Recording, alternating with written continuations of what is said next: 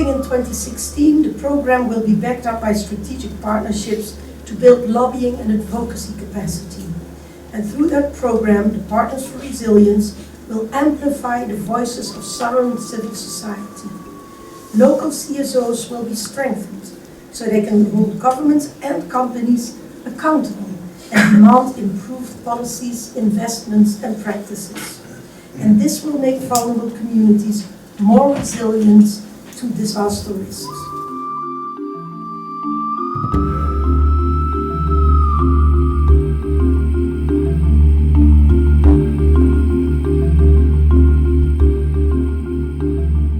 The best level of participation is when communities start deciding about their life.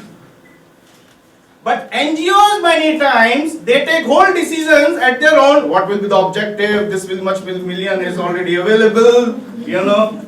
Decision making starts from the bottom. A, give powers to the community.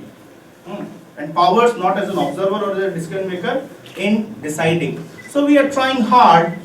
A, how to engage community in decision making. So we start as an observer, we engage, bring them at a level of discussion, then let them decide.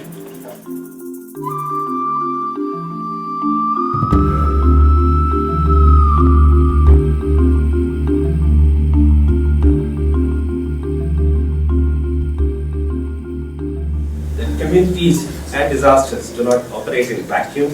There are certain reasons why certain trends are happening. There are broader climate situations that are changing, to making the situation more dynamic. So the key pitch is to encourage the recognition of the fundamental linkage between people and ecosystems and build out of this interlinkage in the way we plan for risk, the way we talk about risk, and the way we advocate risk. Thank you.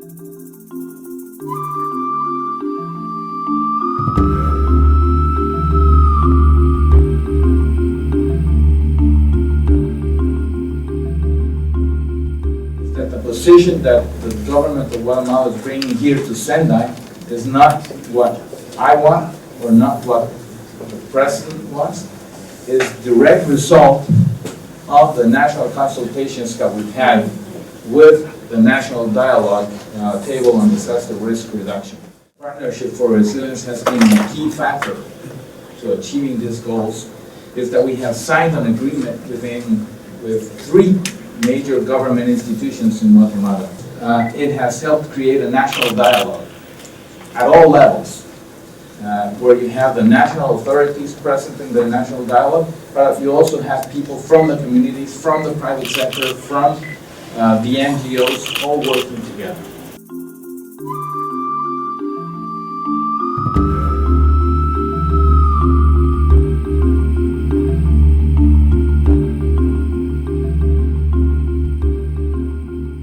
If you want something, then you must play a role. That is to say, the communities have to play their roles effectively, particularly in the gathering of the information and in the usage of the information. Because having the information, and if you cannot use it, then you cannot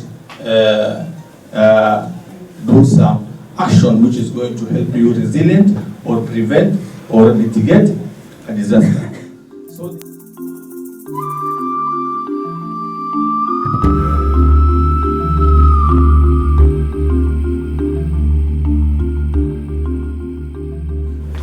building capacity is really very, very crucial.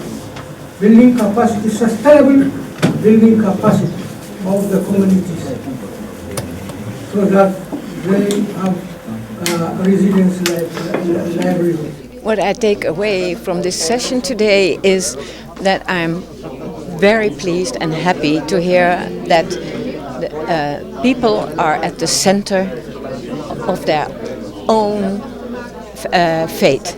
The real work is always done at grassroots, and the first people that respond in a disaster of whatever kind are the local people and not the authorities, because they are there and they will have to do the first things to rescue themselves and their livelihoods.